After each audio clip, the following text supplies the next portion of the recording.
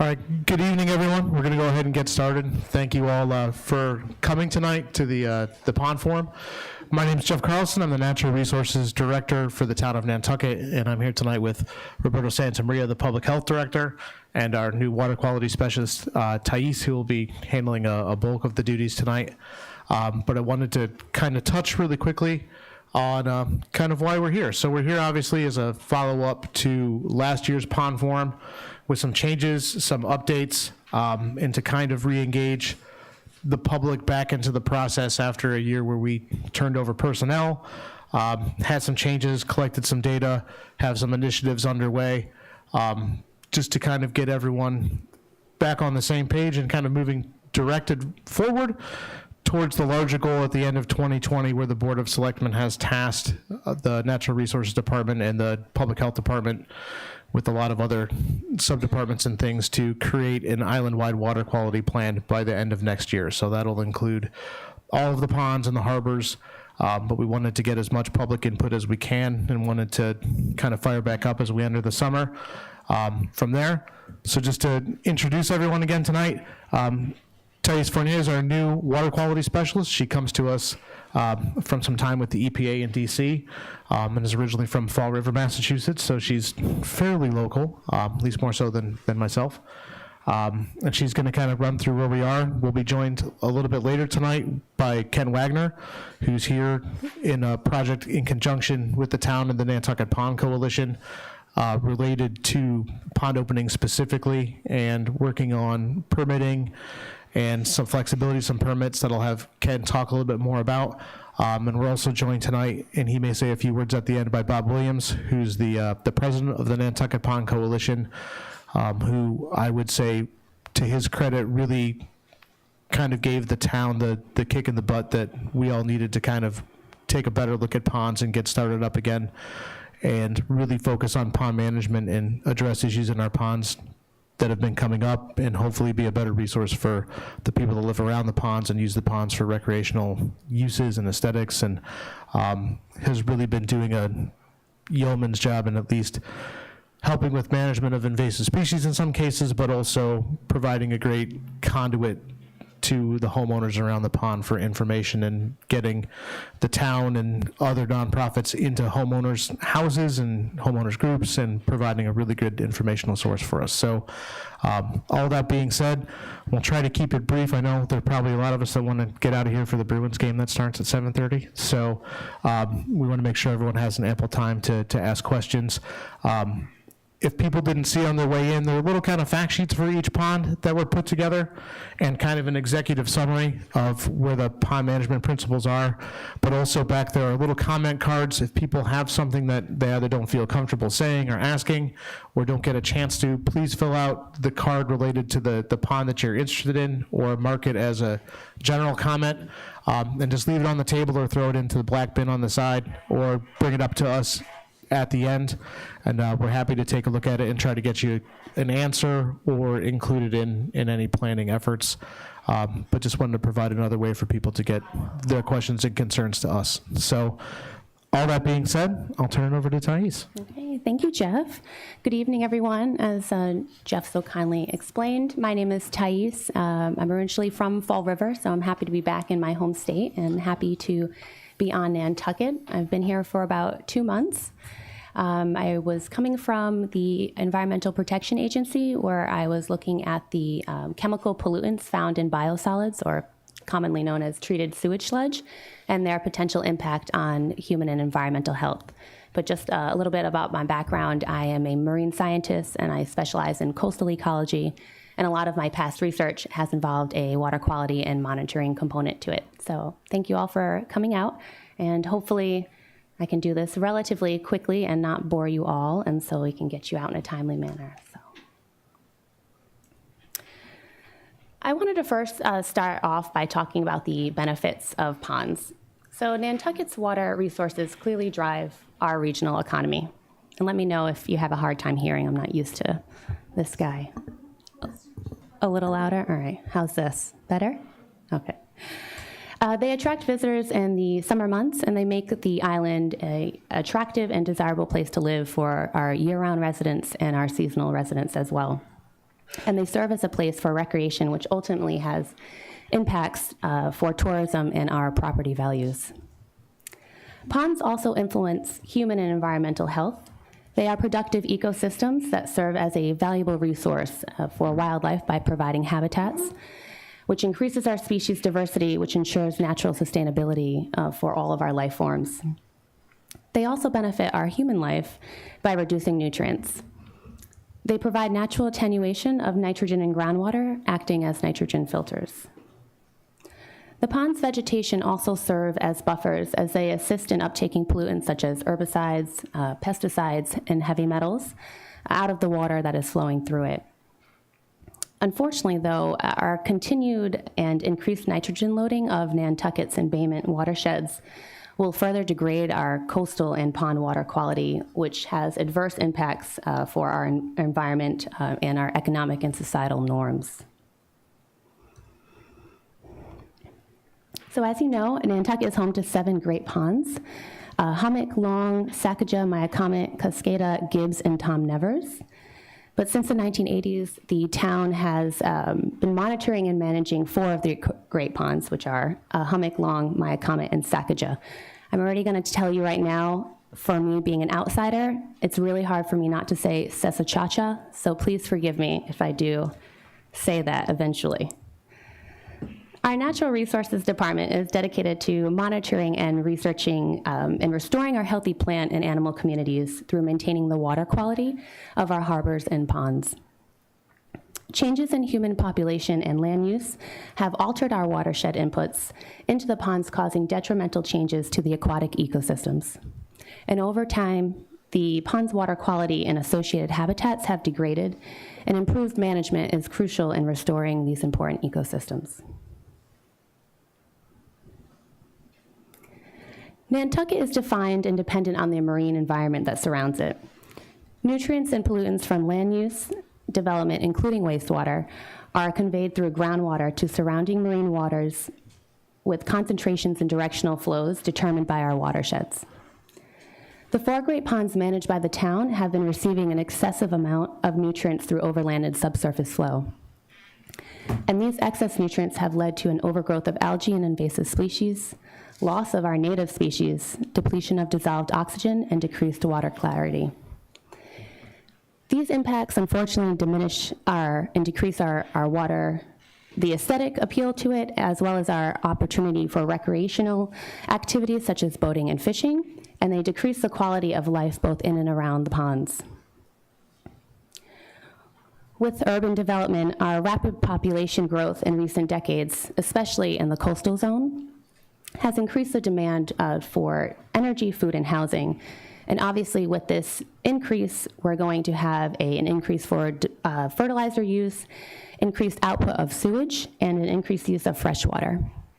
And in addition, we are struggling against landscape changes, invasive species, alteration to hydrology, overfishing, climate changes. Everything has altered our coastal and estuarine ecosystems. So the Natural Resources Department created the pond management principles as a step towards finding these solutions to achieve healthy ponds based on our extensive data and research.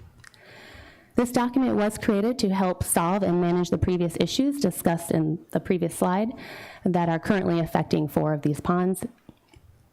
A draft of this document was presented last year. We did receive lots of public comment and suggestions from management, which we then did incorporate for our final document, which we have this year.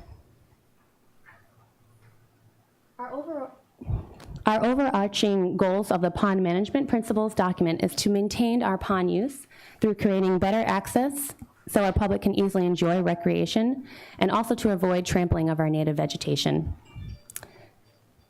We want to improve and maintain aesthetic quality by reducing runoff through creating native landscaping and also minimizing the use of fertilizer. We also want to create cost-effective options. We need to solve the big issue first instead of having our costly maintenance for short-term management.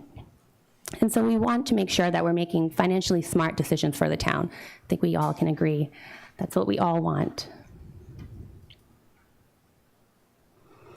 Now, what I'd like to do is talk briefly about each of the individual ponds, the ecological threats they face, and the current projects that are happening currently. So Hummock Pond is a coastal brackish pond located on the southern shore of the island.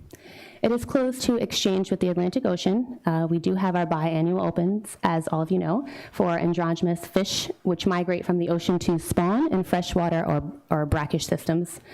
And it also helps dilution of high nutrients in the pond water. So pointing out the inset box on the map of Hummock Pond, you can see the overall long-term nitrogen trend for Hummock has been increasing with presently high potential for blue-green algae blooms. Historically, algal blooms in Hummock Pond originated in the head of Hummock and eventually made their way down to the main pond basin. However, blooms in 2015 and 2016 began in the main upper portion of the pond and continued throughout the summer season, which indicated further degradation of the pond habitat.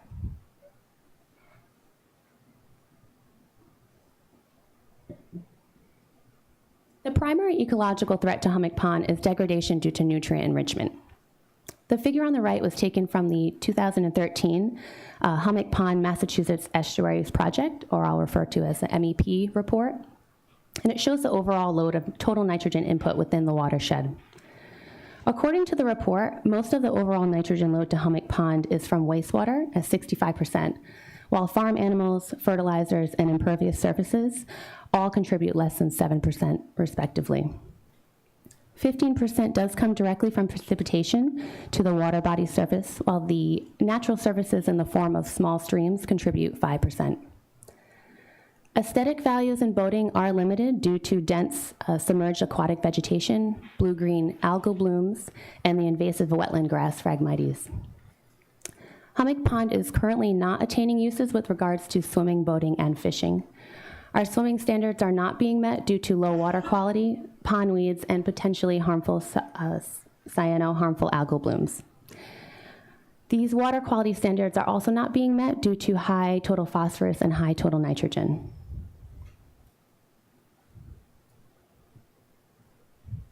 So some of the current management projects that are ongoing include aquatic vegetation.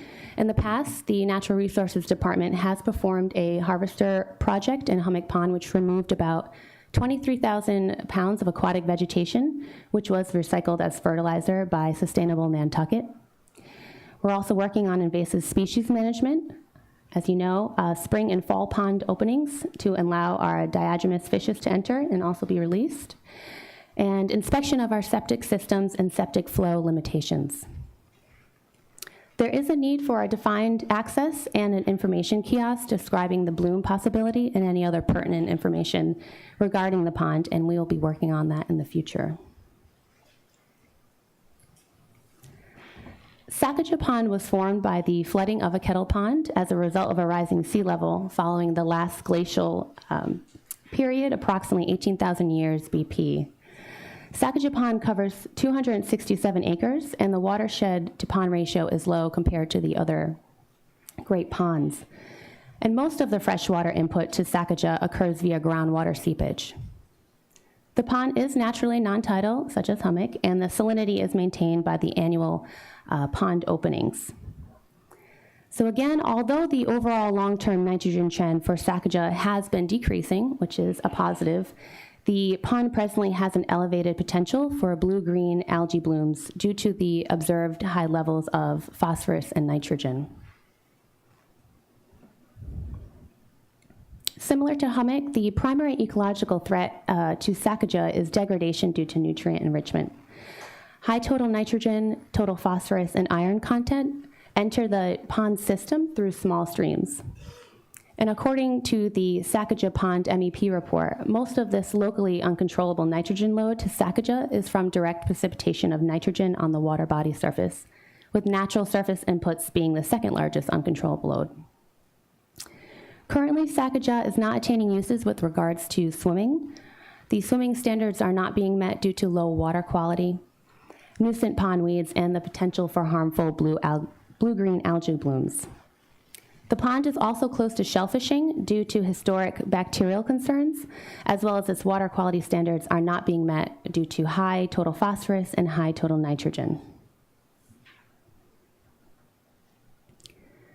Some of the current management projects that are ongoing for Sacagawea Pond including we have started adding total phosphorus to our water sampling monitoring program. We also have had a funded oyster restoration study, a biannual openings that we continue to do, and culvert maintenance. Like all of the ponds, there is a need for more defined access and installing an information kiosk so that we can describe the potential for cyanobacteria blooms and any other information necessary for the public to know.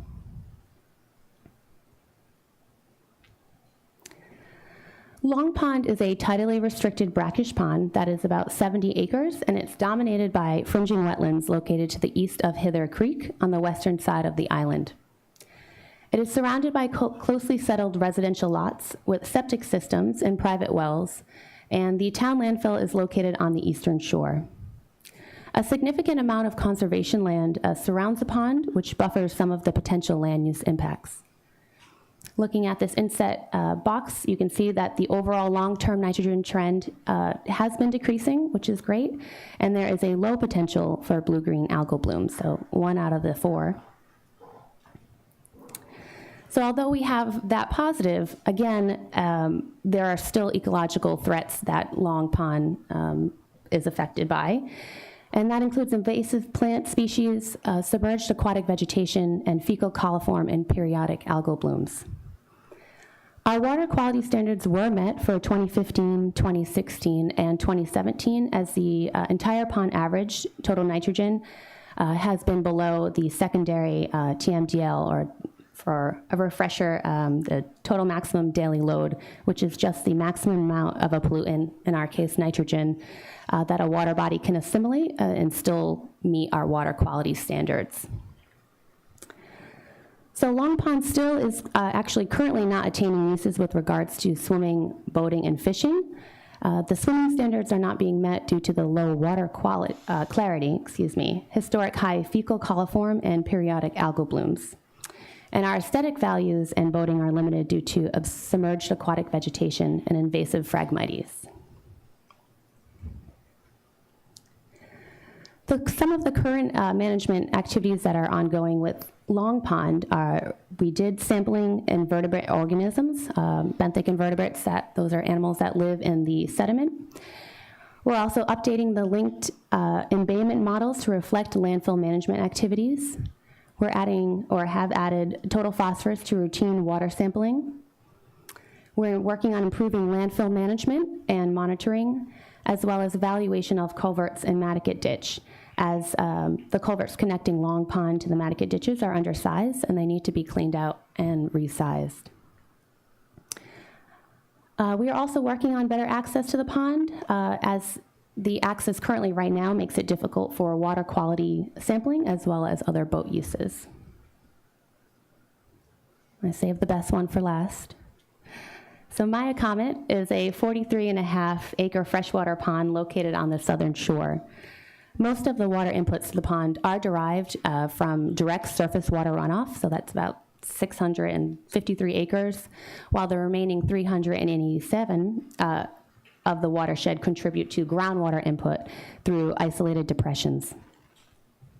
Maya Comet Pond does have the largest watershed, and because of this, it was last opened by permit in 2005 due to flooding concerns.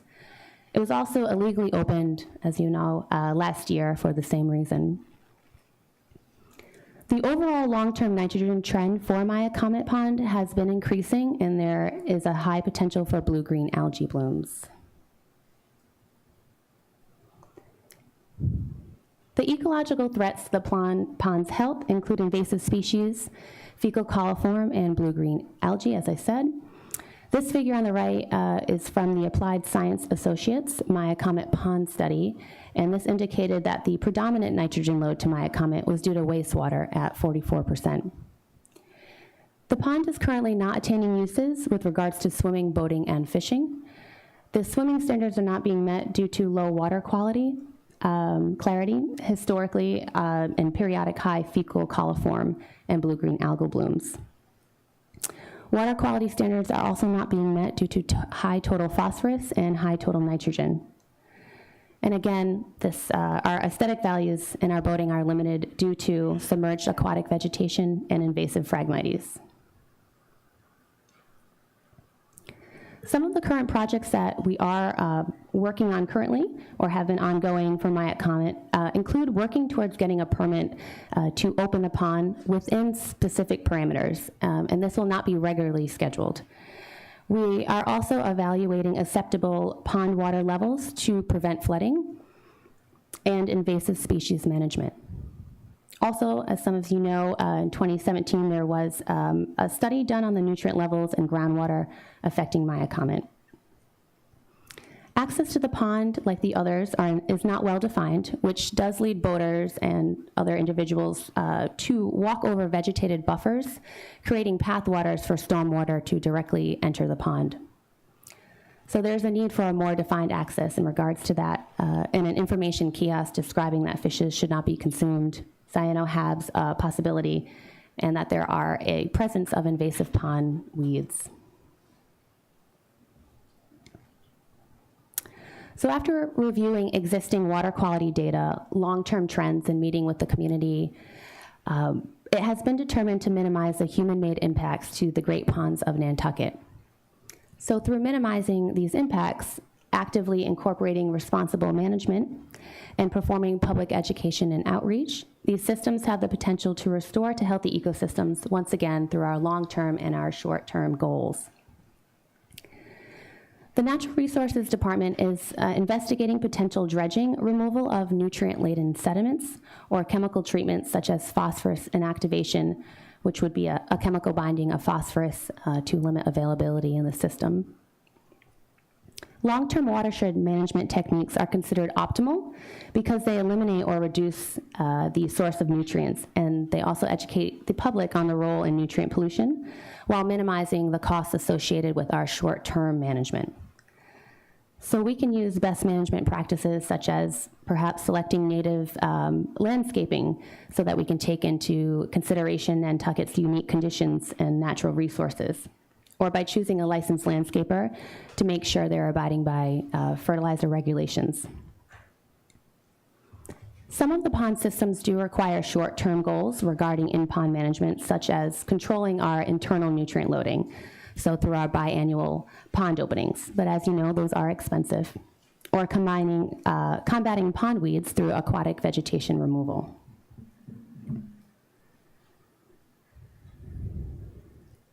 So although I feel I've spent quite a bit of time discussing the threats to our pond health and a lot of things that are currently wrong with it, I did want to include why Nantucket is ahead of the curve in regards to restoring our pond health. Our culture is tied to clean water due to our fishing, scalloping, tourism. We're also in a political arena. We do represent some of the problem, but that does mean that we also have the opportunity to find a solution to it. We have a lot of community involvement, as even from this turnout. In my short 2 months here on this island, I've just seen how involved a lot of individuals are in regards to water quality and just any cause, which is really nice to see, especially coming from a big city of DC. It's nice to feel like a small family here. We also have historic sewer in Nantucket Harbor, which helps reduce nutrient runoff in comparison to utilizing septic tanks. And we happen to be in a great geographic location, as being 30 miles off the coast of the Cape. We are not receiving a lot of other regional inputs, so that's also a plus. I'm sure all of you are familiar with these, but for some items that we individually can do to help minimize and start from the larger problem and make a contribution, we can do things such as getting your septic system, if you do have one, inspected every 5 years, and make sure you're using the system properly and pumping as recommended. Also, if you are located within 200 meters of a water body, to use a nitrogen-removing innovative alternative system. Support sewer extensions. They protect our harbors, ponds, and drinking water wells from nutrients, bacteria, and chemicals.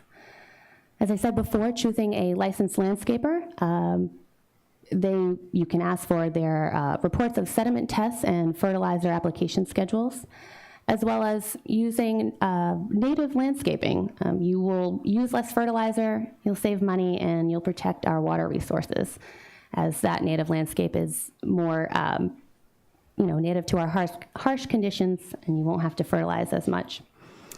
And as an EPA plug, I do recommend using the Safer Choice products. I can attest from my own experience that the Safer Choice standard has a very stringent human health and environmental criteria.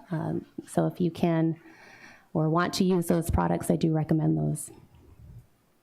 As Jeff said earlier on our next steps for the island, we want to develop a water quality management plan for the entire island by the end of 2020. This water quality management plan is going to take a watershed-based approach to restoring Bayment water quality, and will offer recommendations to reduce or eliminate excess nutrients and consider remediation and restoration approaches. So I think most of you did end up taking a comment card. So if you don't feel comfortable asking questions now, you can write them on and just place them at the end of the table, and I'll be happy to pick those up and look at them. But I'd be happy to take any questions at this moment. Thank you for your time. Yes, if you have questions, please come up to the microphone. We're trying to record this, and I know there are a few people watching at home. That way that it gets over the TV as well. Hi, thank you for your presentation. It's very encouraging. I've had a question that has bothered me over the years, and I'm hoping one of you can answer it. When you open up the pond to the ocean and the water flows out, doesn't that create a negative pressure with the septic systems and cause it to draw the septic contents out into the pond? Thank you. Thank you. Do you want to take that one? I can take that. Theoretically, yes, because things always move from higher concentration to lower concentration, so you're creating that lower concentration void. It will get filled in, but that's the natural movement of that groundwater flow anyway. Those nutrients are going to be moving into the pond sooner or later. When you open the pond, yes, you're moving it in a little bit faster, but that's one of the reasons why we should remove the septic systems from the watershed areas, because that nutrient is going into the pond regardless of whether we open it or not. So, real quickly, sorry to interrupt, Tom. We've already had a first question about a pond opening. I know the last forum we had, we talked a lot about opening ponds and pond openings. So one of the studies that the town is engaged in and has been kind of partnered with the Nantucket Pond Coalition was kind of a review of the permitting structure for all of the great ponds and what that may look like, and looking at the parameters that we're using to potentially open ponds, not only for fisheries management purposes in the cases of Sacagawea and Hummock, but also looking at those in the potential of controlling floodwaters or elevated levels that may impact our roads or our homes in the nearby area. So I was going to introduce Ken Wagner, who's been working on that study on behalf of the town. He's been working on it now for a few months and has made some progress. And before we take too many questions on pond openings, I think that would be a useful piece of information to pass along. Kind of for this. Yes, if you could, that'd be fantastic. Good evening. Glad you all came out. Again, I'm Ken Wagner. I do a lot of lake management work throughout the Northeast, actually across the country, but mostly focused up here. I live in Massachusetts, not on Nantucket. I'm out in Wilbraham, home of Friendly's Ice Cream. I've been involved a number of times in the past, actually, out in Nantucket on different issues, but most recently I've worked with Bob Williams and the Nantucket Pond Coalition to try to improve the quality of some of the lakes. Tonight, specifically, what I was asked to do is to give you an update on where we are on pond water level control.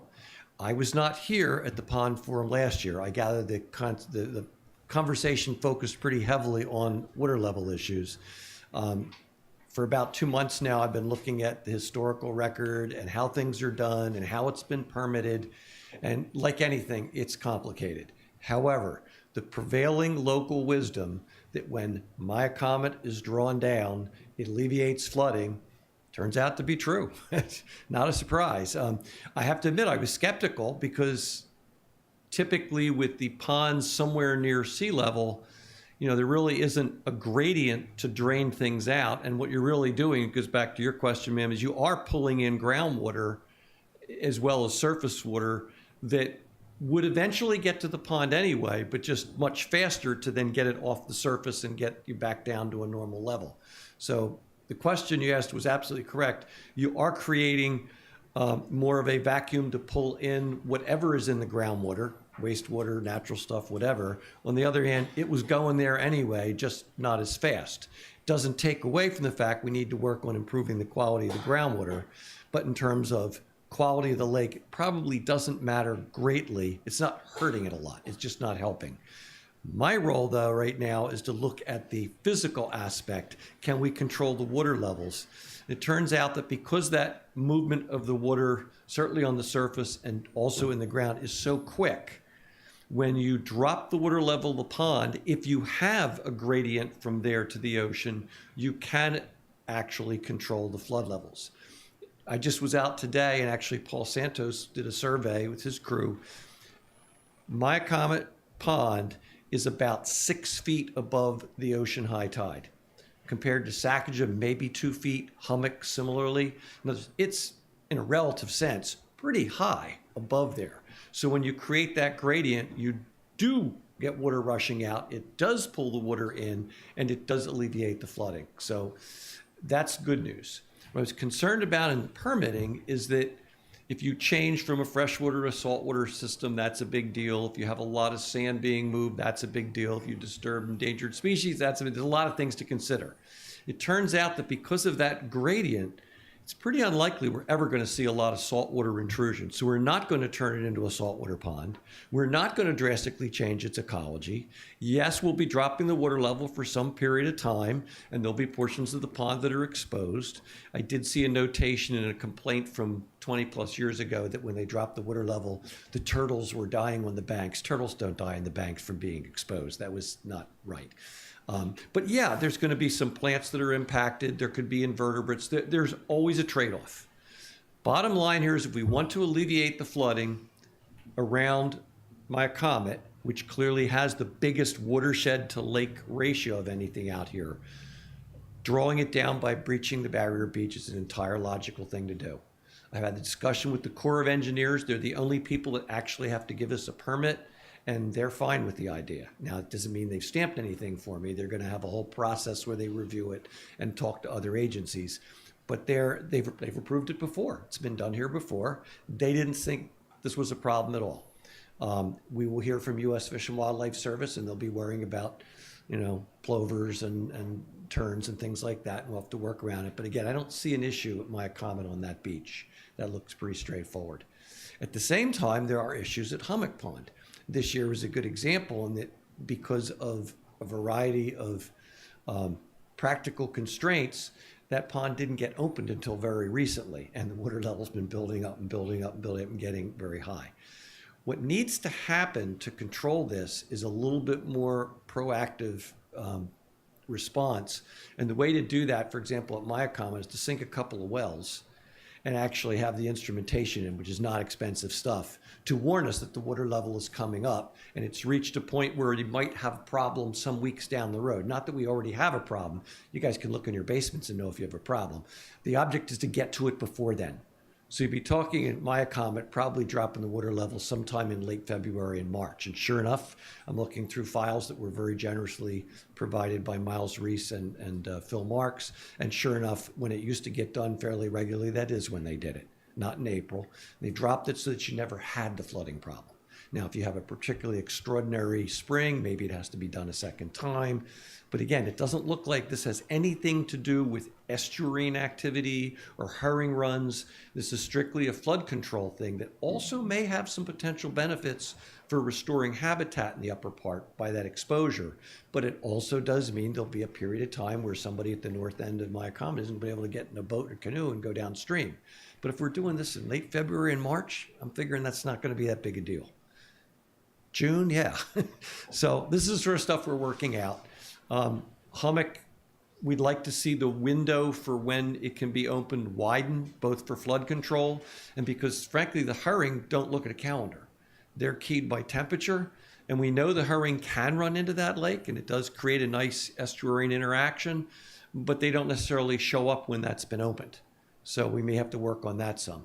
Saccage is another whole issue in that that's more saline to begin with. We'd like to keep the salinity up by getting the ocean water in, but it's so shallow in the area where they do it, it's very hard to get the interchange. There may be some dredging necessary over there. So they're all unique to some degree. Please don't go out and say, oh yeah, they all need the exact same thing. They do not.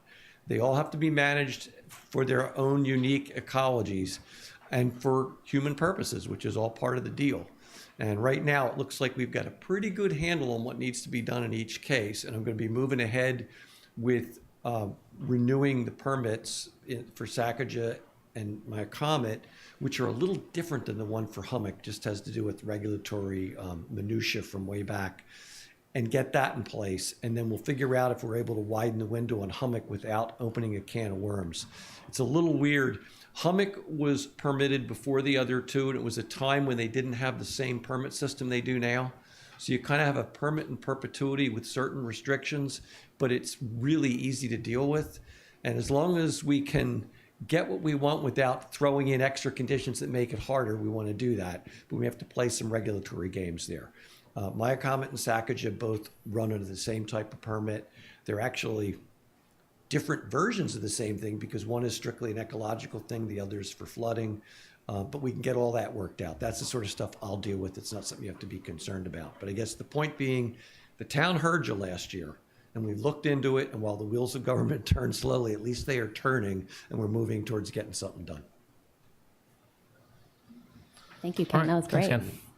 So I think the long and the short of it is, I think if we looked at all of the issues that we've been dealing with and heard from last time, is we want to be responsive as we can and be armed with as many tools as we possibly can have to have options available based upon real-time conditions and not be stuck in the binds that we are. I don't think it's something, again, where I think we want to be basing those decisions based on actual data collected and field observations and not by calendar days or by years. I know personally, we've been dealing with Hummock and Sacagawea for a number of years, and herring, and we try to time it correctly. We go out and observe, and I know we've piloted a couple times to see if we wanted to investigate how many herring are getting in, bring in the DMF to monitor and do that, and we've done that, and the Land Council has done that in Nantucket Ditch and a couple other spots. But it's something that those permits are based around, and we feel that the data is just missing to back up why we're doing that, and we would like to kind of collect that and have a functioning marine fishery and again, base when we're opening, not necessarily on the day on the calendar, but by basing it on, what Mother Nature is bringing us and try to make better decisions and better timing based upon what's actually happening. So I'm sure there are lots of questions about that. We'll open it back up. I will say before any permits go in or are applied for, I think we're also going to be looking throughout the summer to do kind of individual meetings for each individual pond to kind of talk about what those strategies are individually. Again, this was kind of a big group meeting to kind of get it kicked off again, and then hopefully throughout the summer when all the residents are around, getting back into each pond and each watershed specifically, and having a more in-depth discussion on each one of those water bodies and each one of those watersheds while everyone's here and hopefully can come and participate. So that being said, I guess we'll open it back up to any questions. I know Tom had gotten up before Ken had spoken, and then we'll come over to Edie, and then we'll come over to Jamie.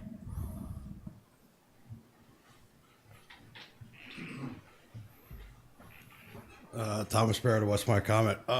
You mentioned something in regard to a 200 meter buffer or something in regard to regulations. Can you explain what that is? That a regular, what that is?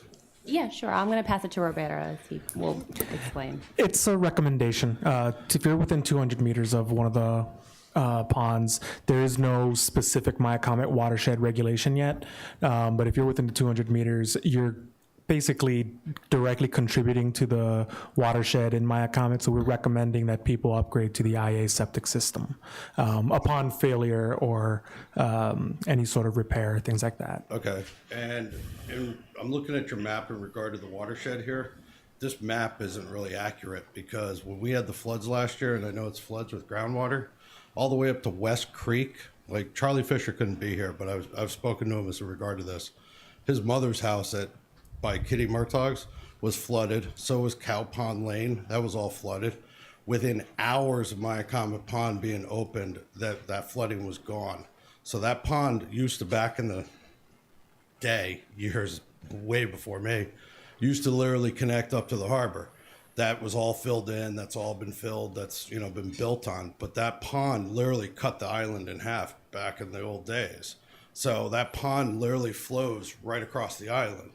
So this map is showing it stopping right at the, at the head of the pond and saying that that's it. But that watershed is literally half the island. Are they going to reconfigure this or restudy this to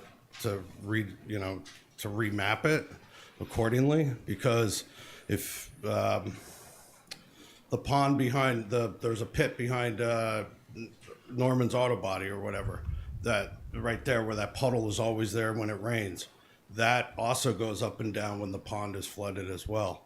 The other question I have in regard, if you're going to do a 200-meter span of putting people onto AI, what about doing a fertilizer ban for the 200-meter of all the houses? Because if you look at the houses that are on Myacomet from Surfside Road, all those lawns are spotlessly green, and all that's flowing right into the ponds.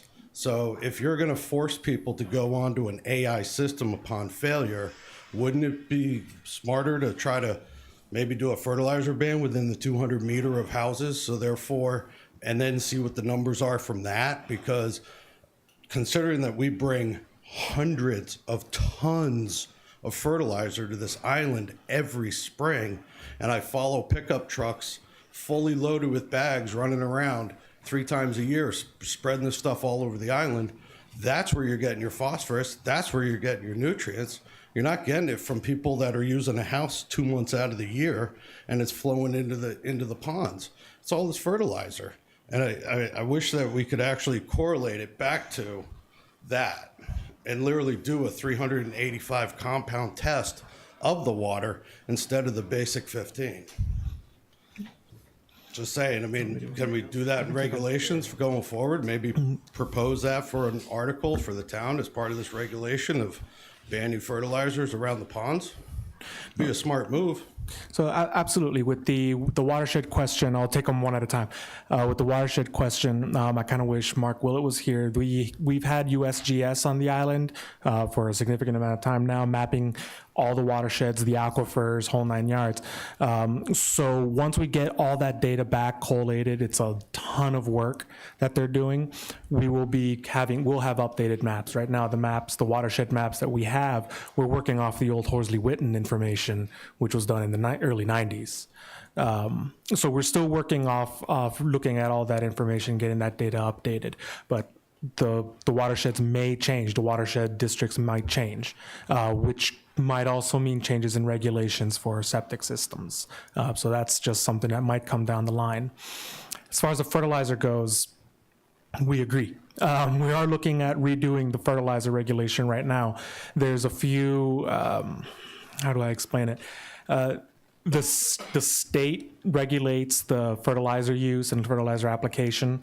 The Massachusetts Department of Agricultural Resources kind of has the lockdown on that. So there's a lot of bureaucratic steps that we have to go through in order to update the fertilizer regulation. An outright ban outside of the 100-foot buffer zone, when we've spoken to MDAR, they've downright said they won't let us do local regulation like that. However, any of the changes in our local fertilizer in order to quantify the phosphorus, the nitrogen, and the potassium that people are putting down. We're in the process of looking at that. The proposed changes to the fertilizer regulation are actually on the Board of Health website if you want to look at them under the regulations section. So there's a ban of fertilizer up to 100 feet to That's- a watershed, but you want to go 200 meters on the septic. Yes, So you're going further than what the fertilizer. we have local control for the septic.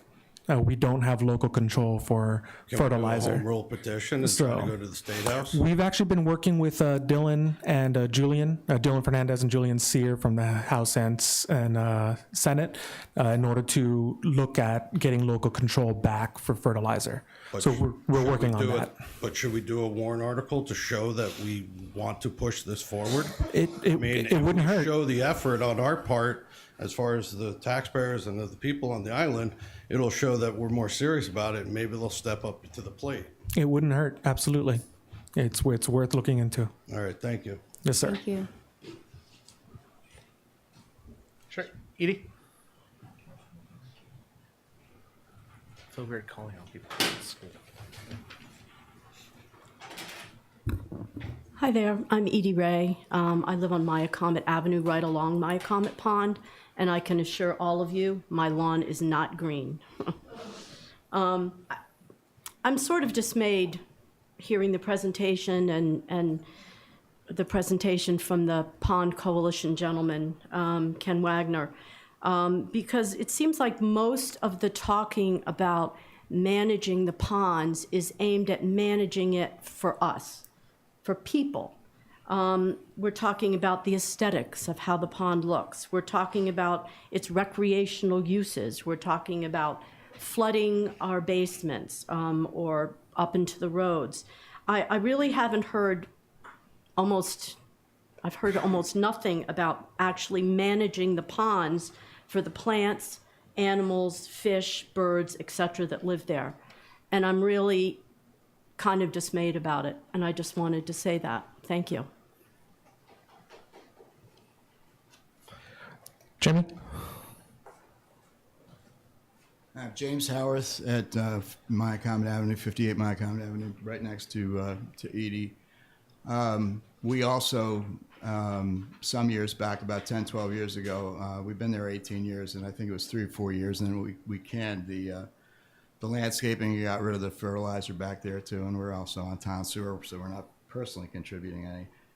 And I absolutely endorse what Ms. Ray has said with regard to the impact that some of the environmental stuff that is happening in that north end of the pond has on the flora and the fauna. I know Edie's really involved in birds and helping out with the bird management on Nantucket. And what I've seen in the area that we are, and I'd like to talk with the Pond Coalition people about this, is that there's an impediment in there on the northern end of the pond that's breaking up the wind, it's breaking up the water flow. It's a bush that started X number of years ago and has now come entirely across the pond and blocks it. And there's an algae bloom on that goes at least 150 feet in both directions. And it does extend to the north, and it breaks up the ability of the north end to actually have the water flow and have the wind flow through it, which is going to break up the surface so that the algae doesn't have an opportunity to bloom. I have pictures on that. I have video on that. One of the things that I think we have in common that I find to be really heartbreaking is that there's a lot of ducks and a lot of geese back there all winter long. And this bloom starts in April. It's starting already, and it ends in November. And the birds can't swim through it. Now, I've tried a number of ways to resolve this. I first of all ran into some of the selectmen, and I've spoken with the folks at the land bank. Nobody seems to know who owns this thing. It's the land bank. Is it the town? Is it Great Ponds? Is it Great? Who knows? I have no dog in that hunt. I do know that it's distressing. I've been told through the grapevine that the adjudication of the Natural Resources Department was that it's a viewscape issue, which is cosmetic, which is absolutely not my concern. My concern is that it's a blue-green algae bloom, and it's all over that area. And there's a very, very obvious precipitous cost to it that has to be gotten rid of. I don't own it. I can't fix it. I looked into seeing whether or not I could donate the fix for it, and the surveying on it was $6,500. All right, so I'm at a stymie on it. I'd like somebody to come out, again, take another look at it, got video on it, and I think it's the kind of thing that we can get together on and solve one simple problem there that does affect the north end of it, all the way up to Akatami. So thank you for letting me share about that. Thank you. Sure, and Mr. Ray?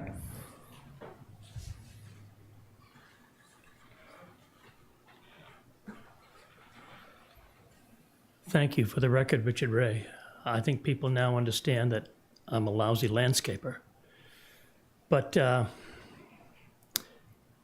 if we look at water quality for the island of Nantucket, we have to go way back into the early 80s, when the water quality issues were basically the harbor and Hither Creek. Now, we made some inroads there with regard to septic system regulations, to water well regulations, to my beloved fertilizer regulations. However, we didn't have the staff to enforce some of these things, so it's nice to see that that could be done. As human beings, with regard to Maya Comet Pond, as human beings, we are not perfect. We make our mistakes.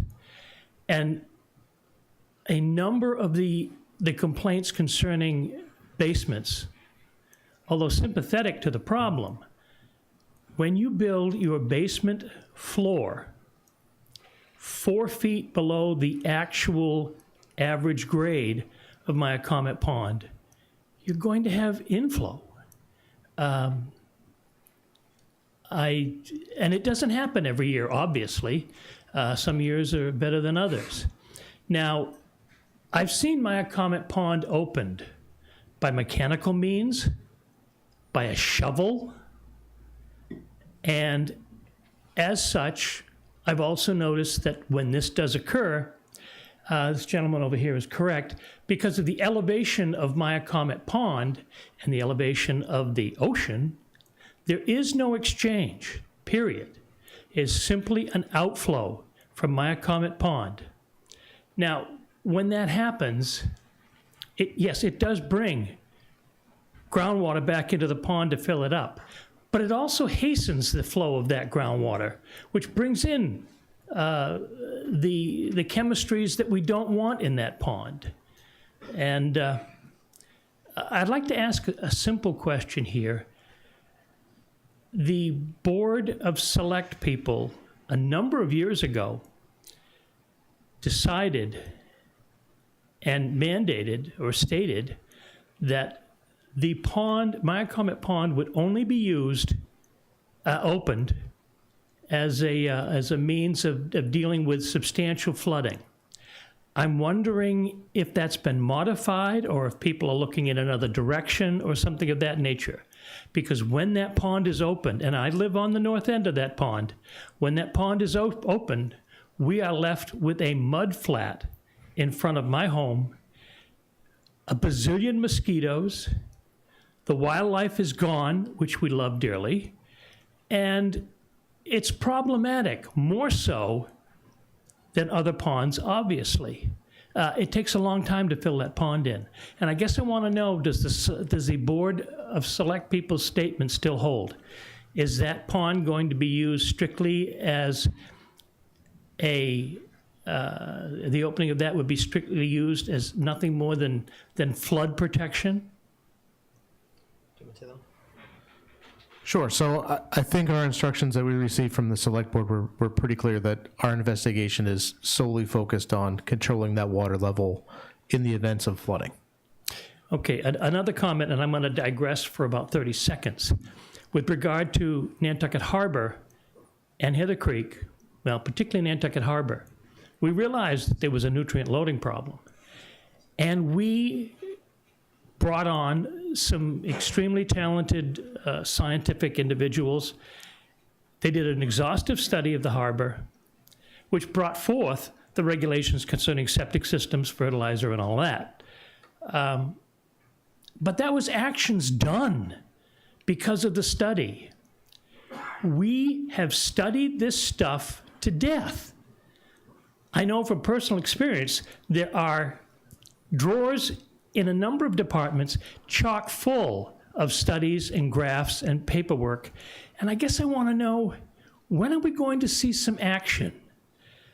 North head of the Hummock Pond is a nightmare. It's a public health nightmare because of the bacteria growing in the pond. It's toxic to animals and can be toxic to humans. That can be at least cleared up for a while with an application of alum. We discussed this many years ago, and I'm just wondering why things like that haven't been tried. And as far as the invasive species on Myocomet Pond, Phragmites is a nightmare, and it's still growing in. They talked about, the individuals talked about a barge that would come in and cut it all down and move it out of the pond. Nothing's come down my end.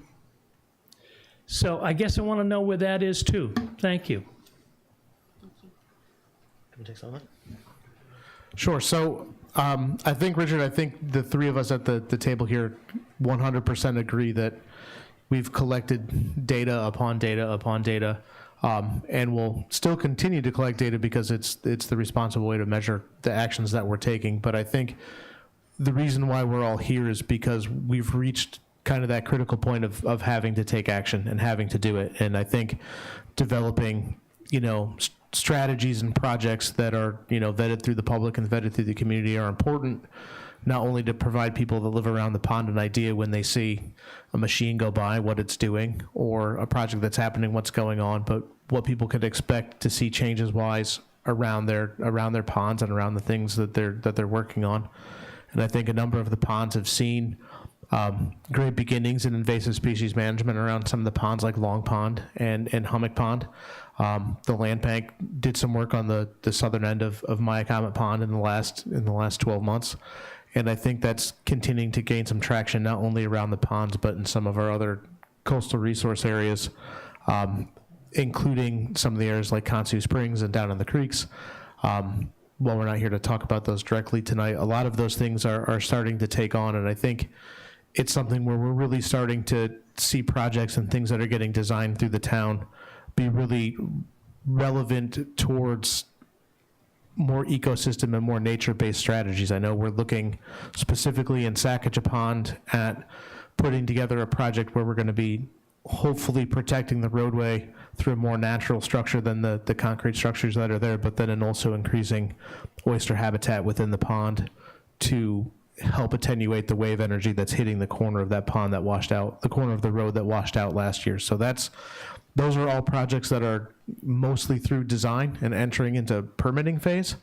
Like any project with the pond, whether it's an alum treatment or oyster enhancement or Phragmites control or Japanese knotweed control, all those projects still have to get, even if the town is doing them, still have to get permitted through local conservation commission, still have to get permitted through Mass DEP. A lot of these projects have to get permitted through the Chapter 91 process, especially if they're below the high water line for our estuary systems like Hummock, Long, and Sacagawea Pond. So sometimes it seems like projects aren't going on and there are things that are happening that are in different phases. So I'd be happy to talk about all of the ponds in depth and be here for hours and hours, and I'm happy to go into any project specifically with someone afterwards. But I can assure you that this is the start of hopefully the town transitioning from data collection to actual project and management implementation. I know we're actively pursuing what the cost would be for alum treatments for a couple of the water bodies. We've been actively investigating the sediments for what it would be to look at some dredging and limited dredging. I know we've primarily looked at parts of Sacagawea Pond right now for the troubles with the openings, but we've also kind of started to kick the tires on parts of Hummock and Myocomet. So all those things I think are forthcoming hopefully relatively soon. Sure, Ginger. Hi, I'm Ginger Andrews. I live at 1 Stone Alley. I actually do own property on Long Pond. You probably heard me talk before about various things, but one of my concerns is that as the town, we really need to look at the bigger picture of what's going on with some of these things. For example, with Sacagawea Pond, with the breach in the storm last year, well, I was on the Conservation Commission for 7 years. I have followed the SBPF projects for over 20 years from the very first. I used to take West Tiffany's erosion tours, and you have a hard structure on the shoreline that is south of Sacagawea Pond. So I think it's perfectly obvious to me, but I'm sure other people would disagree, that some of the problem with Sacagawea breaching in a storm comes from inadequate contribution of sand over those hard structures, aka the geotubes. So, a breach is not unexpected in a storm, but I think hard structures exacerbate it. The other thing is that at the west end, as Smiths Point has built out further and further to the west, we're not getting the circulation through Nantucket Harbor that we used to get when there was a channel on the south side between Esters and Nantucket itself. And as far as the Nantucket ditch goes, I would say it's probably doubled in width and probably depth since the last time I was legally able to go for herring, which was about 12 years ago now, I think, when you could still go with a dip net and, get some, I think it was maybe 2003 or 4 that I was last able to get my aunt, who was then living, some herring roe as a spring treat. So the phrase cleaning it out is actually a euphemism for making it bigger and deeper. That's tidal all the way into the North Head, which I don't recall, and from childhood anyway. And I question I've certainly seen the impacts on the property at 190 Nantucket Road, in that the sphagnum moss, the sundews, the rose begonia, those orchids have all disappeared, and they made a brief transition through the eupatorium, the bone set that was there for a year or two, and is now completely taken over with Phragmites, which is more salt tolerant, I'm told, than the narrow-leaved cattail. So I don't think a lack of salt water is the problem in Nantucket Ditch and Long Pond. I think it's that with the opening between Esters and Smiths Point closing, and Smiths Point going further and further west, and Whale Point on Tuckernuck curling around to meet it, and you're getting very, very big shoals at right angles to the shoreline through that channel, you're getting less and less circulation from Nantucket Sound. So Richard Limeburner a couple of years ago did 4 tidal gauges. I've seen the map from Dick Veet. He had one in the Sound, and one at Whale Point, and one on the other side. I forget where the other one was. So there's actually a 3-hour disconnect between high tide in the Sound and high tide in the ocean. So I think that's something we should be thinking about as well.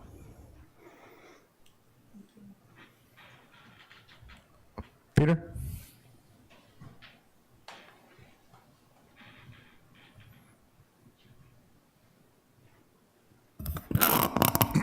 Hi, Peter Brace with the Harbor and Shellfish Advisory Board. Along the lines of what Richard and Edie said, and I was a reporter for a long time covering the environment. We were always told that opening Myacomet was bad, that it was a freshwater system, that you didn't want to bring all the salt water in, and I understand that not much water comes in, but still. And also my question was, Is there in the works through the Massachusetts Estuaries Project reports for Myacomet and Hummock Pond? Are those coming along? I'd heard that maybe Hummock. Sure. So I'll try to answer those as best I can. So Hummock Pond has an estuaries plan that is completed and available. That was finished in 2013, and I'd be happy to. I can probably email you a copy. It's not overly long, but that is accessible. Myacomet Pond doesn't have an estuaries plan because it's not considered through the state or through that program as an estuary system.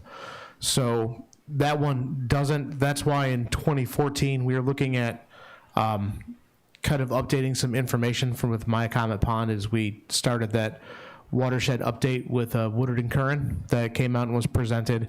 And then we're hoping to supplement that report again with the water company USGS report on the subsurface aquifers, kind of an update on all three of them beneath those watersheds to update those maps again. And I think we're really looking to hope to do updates to all of the watersheds on a much more regular basis than what we've been doing to account for any changes in use or change in land types as we continue to move and develop and obtain open space and convert things from open to developed or developed to open, to keep that more flowing. So hopefully we'll have more of that put together. But again, I'd encourage you to take a look at Hummock's plan. It's pretty interesting. As for the openings, again, I think I just want to try to clarify again. We're investigating these as options, not necessarily to schedule like Hummock or Sacagawea to have regular openings, but in extreme circumstances and with very set parameters and physical observations on either groundwater or surface water flooding, whether they cross roads and make roads impassable or create another public health or public safety issue, then and only then having it as an option to bring to the appropriate places to make a decision whether a pond like Myacomet needs to be opened or not. It's not to hastily rush in and open it because we think it's a good idea, or it's April 15th, let's open the pond. It's very much we're seeing impacts, we're seeing the signs that we could have issues. Let's decide before it becomes a problem, or if it becomes a problem, let's be ready to have it as at least a choice and not be kind of stuck with hands tied or looking for even more creative solution, or even losing control of the situation like everyone did last year. Sure, Andy.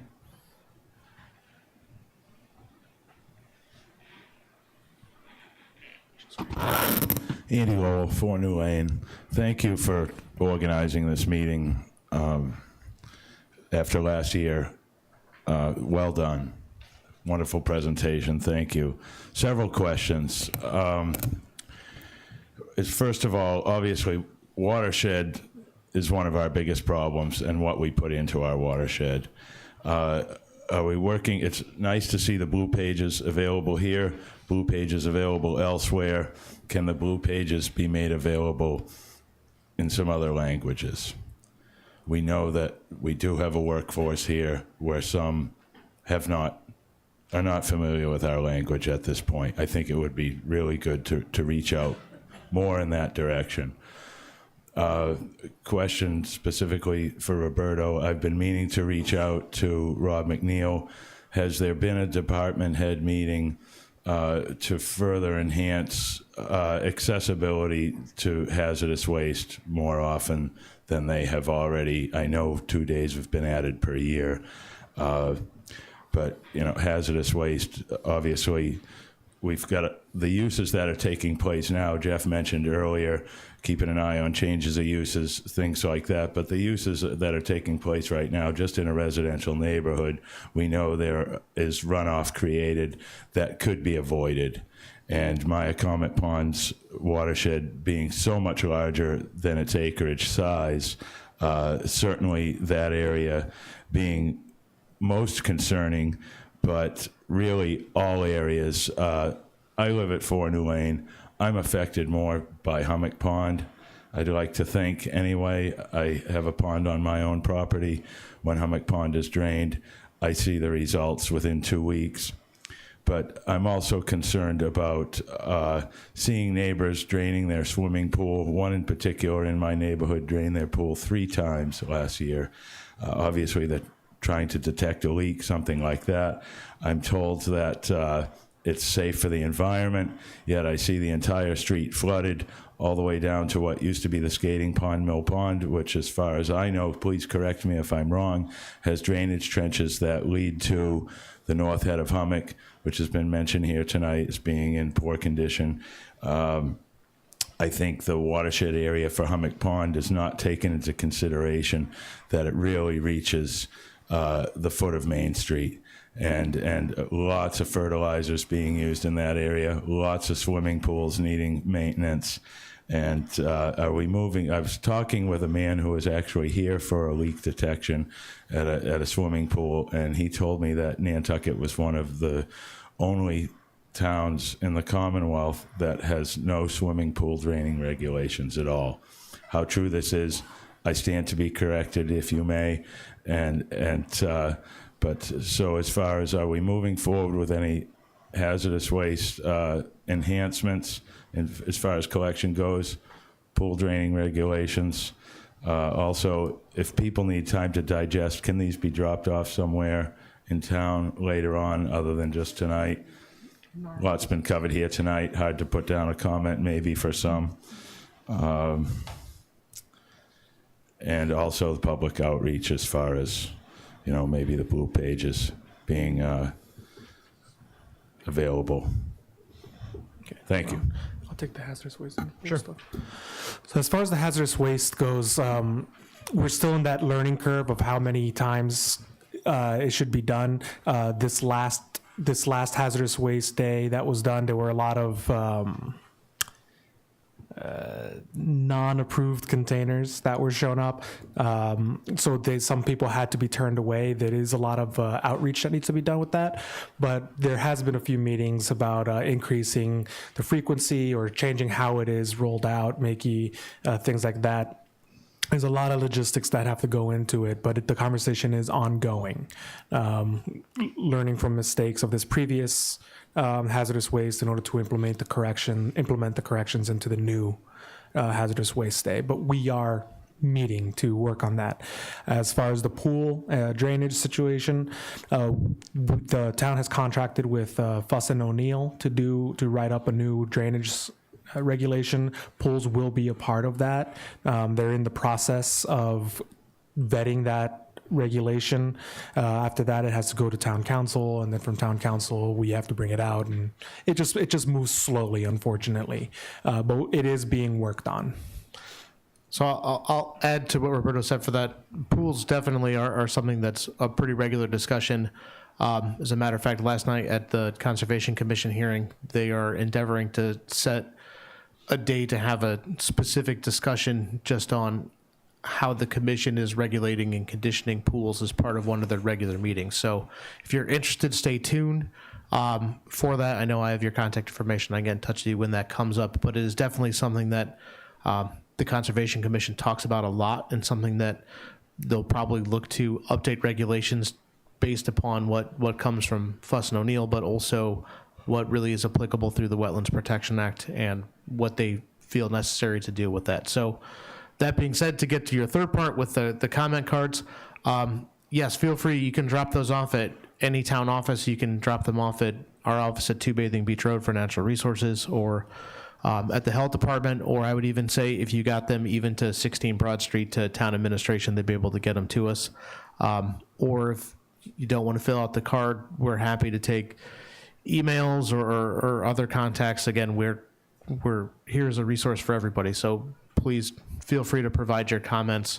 Again, we just wanted to provide a forum for those. I know not everyone is comfortable speaking in front of groups, and it's an easier way to communicate for others, but we'll definitely take emails, drop-offs. If you want to mail it, you could mail it. However you get it to us, we're happy to take it. So we just hope that people comment, even if you want to comment that you think the presentation was beneficial or suggestions for improvements on what information people would like to see, that would be helpful as well. So any kind of feedback that we can get is always appreciated. Sure, Edie?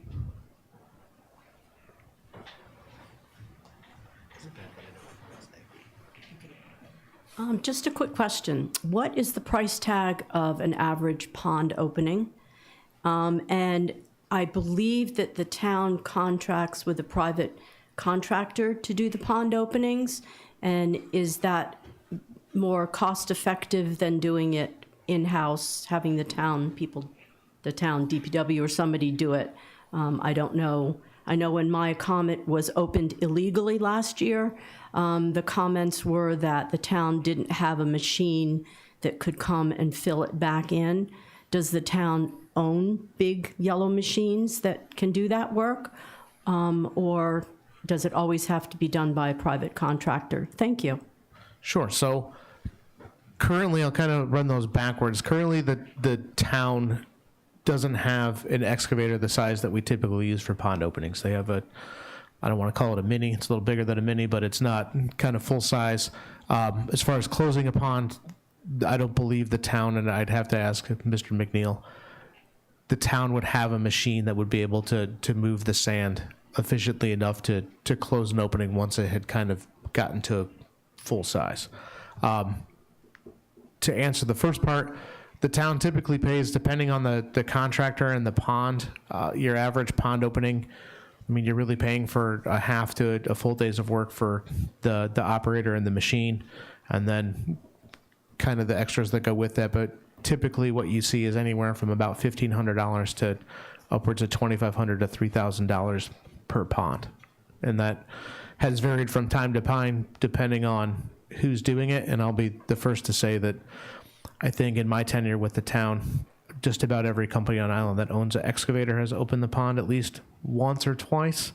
In this last set, we actually ended up using Robert B. Auer. We're available this time, but we've used Toscana, Reese, Atlantic Aeolus, Tom Craddock, Final Touch. We've used just about everybody to do them and give them a whirl. So that is an option as we've looked into it. And I know the DPW, as they've kind of expanded and are working on program development, have talked about potentially getting a machine that would be able to, I mean, that obviously wouldn't just be used for pond openings, but having an excavator available for public works. But that's, again, something that's much more in Mr. McNeil's lane than in mine. So we've talked about that. As far as some of the work at Sacagawea and some of the other dredging work, that would be more of a specialized machine to come in and have to do that work on those ponds.